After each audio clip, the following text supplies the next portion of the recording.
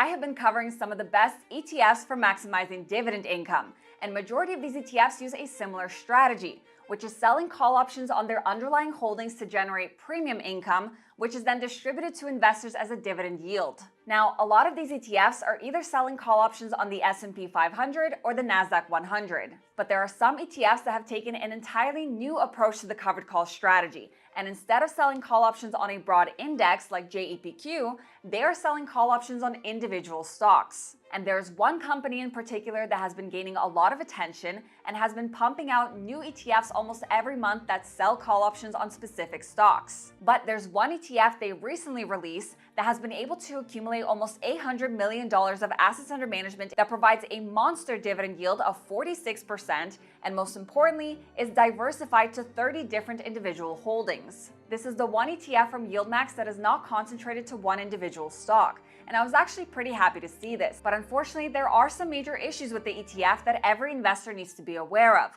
Plus, I just discovered a sneaky trick that the fund managers are playing on investors. And this is where things get really interesting, so make sure you guys stick around until the end because this is definitely an interesting one. And this brings me to YMAX, which is the YieldMax Universe Fund of Option Income ETFs. So to begin, since inception, the fund has delivered just under 37% in total return, and that includes its dividend distributions. What's interesting though is that it closely matched the total returns of both the S&P 500 and the QQQ from inception all the way through November 2025. However, shortly after that, the fund experienced a period of unusually strong selling pressure and has since fallen behind the S&P 500 and QQQ by nearly 20%. During that same time period, we also saw significant outflows from the fund's underlying assets. So what changed? Why did a fund that performed so well for nearly 2 years suddenly lag the market?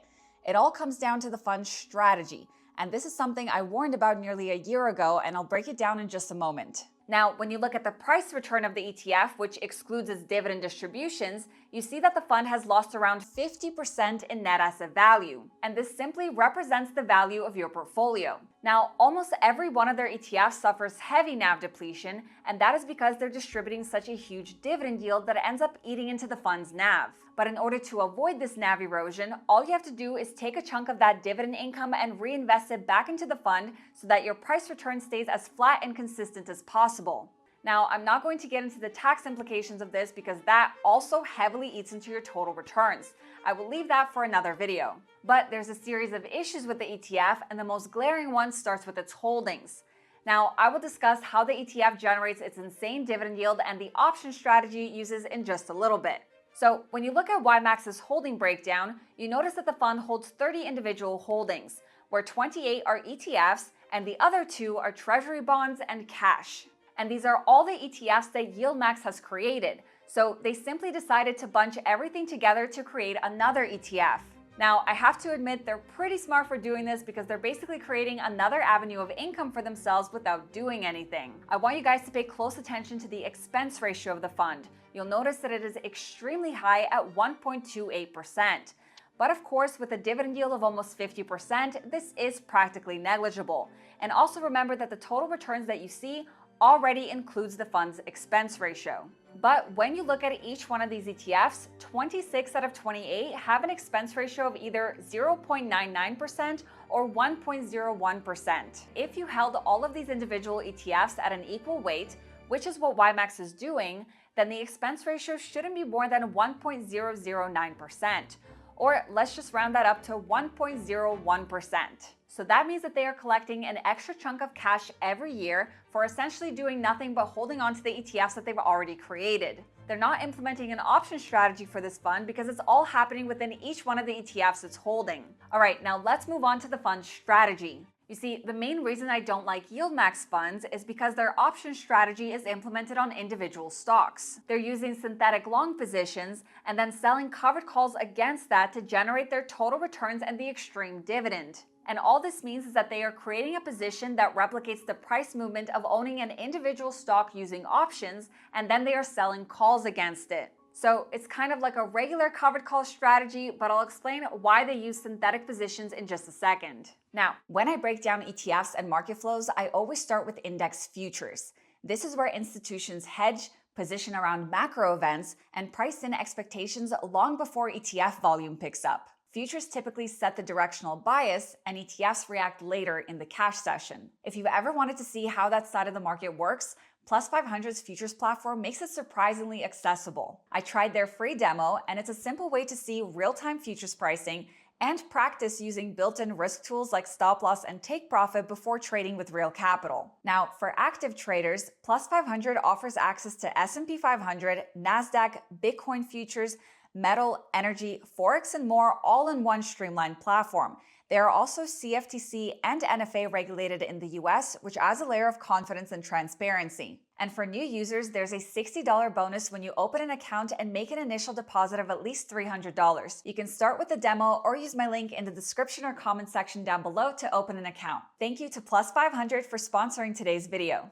Now, because an individual stock is subject to a lot of volatility, a covered call strategy can be detrimental in the long term. And this is because you are capping upside potential for premium income while leaving the downside completely open and vulnerable. And in the long term, premium income will never be able to replace capital appreciation, especially when there's a bull market. So with a stock that has significant fluctuations to the downside and to the upside due to events like earnings, you're essentially participating in all of the downside, but you're missing out on a significant portion of the upside.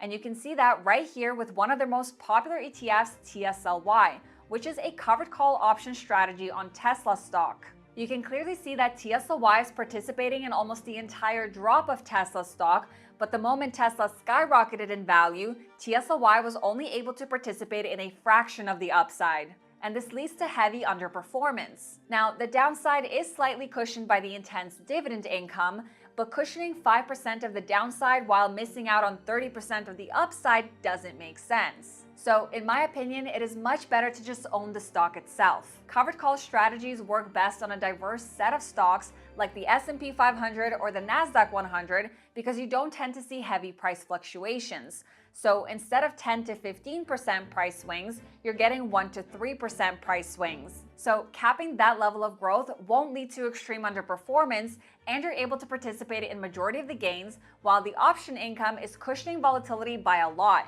Just take a look at JEPQ's total performance relative to the NASDAQ 100. The whole point of high-income ETFs is to provide stability, lower volatility, and high income. But with these, you're getting no stability, extreme volatility, and high income. Now, when you look at YMAX's holding breakdown, each one of these ETFs uses the option strategy on a specific stock, like Airbnb, AMD, Amazon, Apple, Coinbase, Meta, Netflix, Nvidia, SMCI, and even Bitcoin. And when you look at this on the surface, the fund is providing a lot more diversification, which was the initial reason YMAX caught my attention. However, when you look at the percentage allocation of each ETF, you'll notice that it is all very evenly spread, averaging at around 3%. And this is where the major problem lies. You see, YieldMax is creating these ETFs on individual stocks that either have a lot of trading volume or are very popular.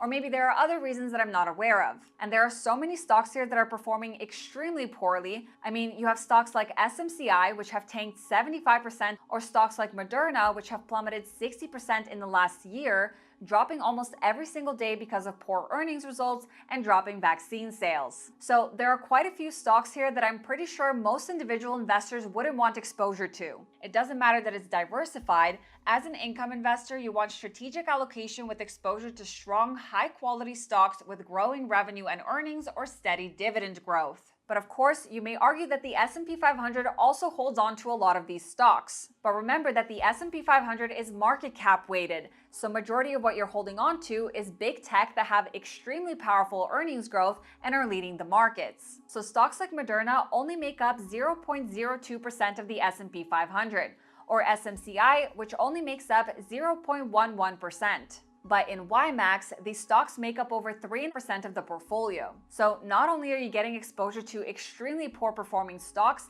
but you're also holding on to a lot of them simply because YMAX decided to equally allocate its funds into each ETF.